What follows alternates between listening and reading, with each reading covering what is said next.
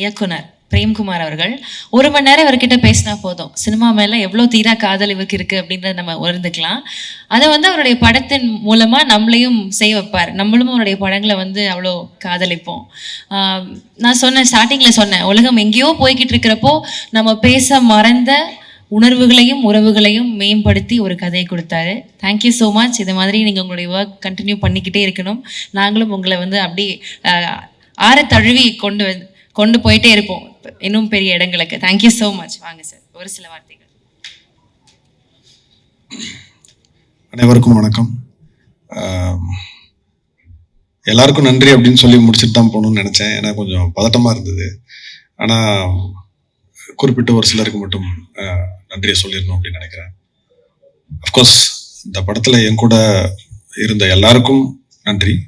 குறிப்பிட்டு ஏன் சொல்லணும் அப்படின்னு நினைக்கிறேன்னா, இவங்களோட பங்களிப்பு வெளியில தெரியணும் அப்படின்னு நான் நினைக்கிறேன்.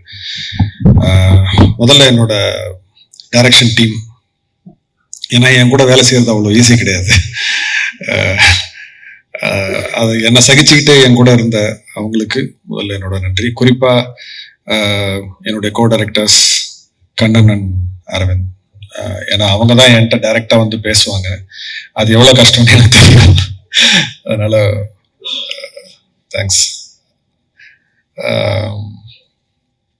அடுத்தது என்னோட பாடலாசிரியர்கள் கார்த்திக் நேதா, உமாதேவி. அவங்க 2 பேரும் என்னுடைய வணக்கத்துக்குரியவர்கள் சொல்லுவேன். ஏன்னா தினைக்கும் அவங்க வேலையே தமிழோட இருக்கிறதா, அதனால எனக்கு அவங்க மேல ஒரு பெரிய மரியாதை உண்டு. அண்ட் அவங்களுடைய இந்த படம், இந்த உணர்வெல்லாம் சொல்றதுக்கு அது அவங்களுடைய பாடல் வரிகள் எவ்வளவு பயன்படுதுன்னு உங்களுக்கு தெரியும். நன்றி 2 பேருக்கும். சுவர்ஷி காஸ்டியூம் டிசைனர், என்னோட பெஸ்ட் ஃப்ரெண்ட். நான் சென்னைக்கு 99ல் வந்தேன். அப்போலேருந்து எனக்கு அவ்வளோ தெரியும். என்னோட எல்லா ஏற்றத்தாழ்வுகள் எல்லாத்தையும் பார்த்துருக்குறா. சினிமாக்குள்ள வரமாட்டேன்னு சொல்லி நான் தான் பிடிச்சி இழுத்துட்டு வந்தேன். அண்ட் 96 இருக்கட்டும், இந்த படமாக இருக்கட்டும், காஸ்டியூம்ஸ் எவ்வளோ பெரிய ஒரு மாற்றத்தை ஏற்படுத்தி இருக்கு அப்படின்னு உங்களுக்கு தெரியும். அது 1-2 தான் இருக்கும், ஆனா அது ஸ்பெஷலா தெரியும். அது தேங்க்ஸ். அண்ட் தேவதர்ஷினி மேம், எனக்கு புதுசா ஒரு தேங்க்யூ. சினிமாலையும் சரி, என்னோட பர்சனல் லைஃப்லயும் சரி, தவிர்க்க முடியாத ஒரு நபர். Thank you ma'am, thank you so much. Mahendran என் கூட ஃபிலிம் இன்ஸ்டியூட்ல அப்போலேருந்து எனக்கு தெரியும். 99லேருந்து அகைன் என்னோட பேட்ச்மேட் அவன். 2 பேருக்கும் ஒரே ஸ்டைல் ஆஃப் சினிமாட்டோகிராஃபி, பார்க்கவும் ஒரே மாதிரி இருப்போம். அதனால அண்ணன் தம்பின்னு பல பேர் நினைச்சுப்பாங்க. சிவகுமார் சார் ஒருத்தர வேடிக்கையா சொன்னாங்க, ஏன்டா ஒன்னா படிச்சா ஒரே மாதிரி இருப்பீங்களா அப்படின்னு. இந்த 96ல கூட 2 பேரும் ஒரே அளவுல இருந்தோம். இந்த படம் பண்ணும்போது அவன் என்ன செய்யறான்னு எனக்கு புரியல, என்னென்னமோ செய்யறான் புரியல அப்படின்னு சொல்லிட்டு நானும் சந்தேகம் கேட்கறதையோ இல்லை கரெக்ஷன் சொல்றதை நான் கொஞ்சம் விட்டுட்டேன். அது படங்களோட ரிவ்யூ, மேலகனோட ரிவ்யூ வரும்போது தான் தெரிஞ்சது. அவ்வளோ பாராட்டி இருந்தாங்க. சரி, நம்ம ரொம்ப பின்தங்கிட்டோம், 8 வருஷம் ஆச்சு சினிமாட்டோகிராஃபி பண்ணி, அதனால இனிமே வாய முடிக்கிறது நல்லது அப்படின்னு தோணுச்சு. தேங்க்ஸ்டா. ராஜசேகர் சார், நான் ராஜசேகர் சார்னு சொல்லும் போது நான் மொத்த ப்ரொடக்ஷன் டீமையும் சேர்த்தே நான் சொல்றேன். இவ்வளோ டிசிப்ளின், இவ்வளோ ஃப்ரீடம் அகைன் நான் இது வரைக்கும் பார்த்ததில்லை. ஏன்னா நான் கேமராமேனாக ஒரு 8 படம் பண்ணியிருக்கேன். டைரக்டர் அது எனக்கு 2வது படம். இது நான் பார்த்ததில்லை.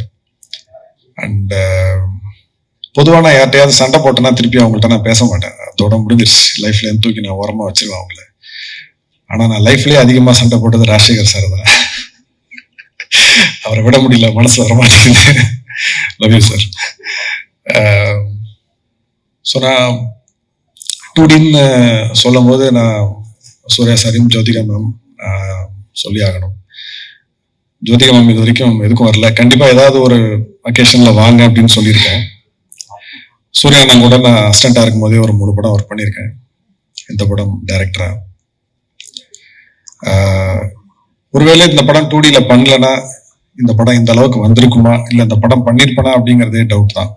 ஏன்னா இந்த இந்த இது வந்து அப்சல்யூட் ஃப்ரீடம்னு சொல்றேன். எங்கேயுமே ஏன்னா இந்த கதையை முதல்ல யாராவது பண்ணுவாங்களான்னு கூட எனக்கு சந்தேகமா இருக்கு. ஸோ அந்த ஸ்டேஜ்ல இருந்து பார்க்கும்போது அவங்க 2 பேருக்கும் நன்றி சொல்லிக்கணும். ஏன்னா மெய்யழகனா வந்ததுக்கு ஒரு முக்கிய காரணம். So thank you again. அண்ட் மெய்யழகனோட முகமா 2 கண்களா இருக்க Aravind sir and Karthi sir, thank you so much.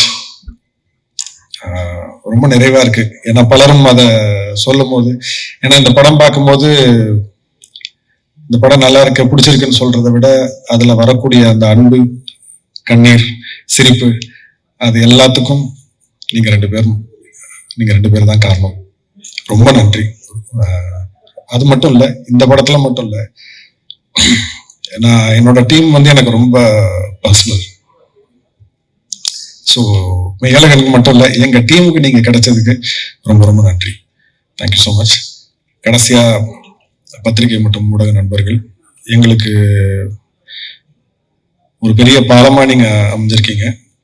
And இந்த படத்துல விமர்சனம் தாண்டி பலர் தனிப்பட்ட முறையில அவங்களுக்கு இந்த படத்தை பத்தின கருத்துக்களை வந்து கட்டுரையா எழுதி எனக்கு வாட்ஸ்அப்ல எல்லாம் அனுப்புனாங்க. அது ரொம்ப நிகழ்ச்சியா இருந்தது.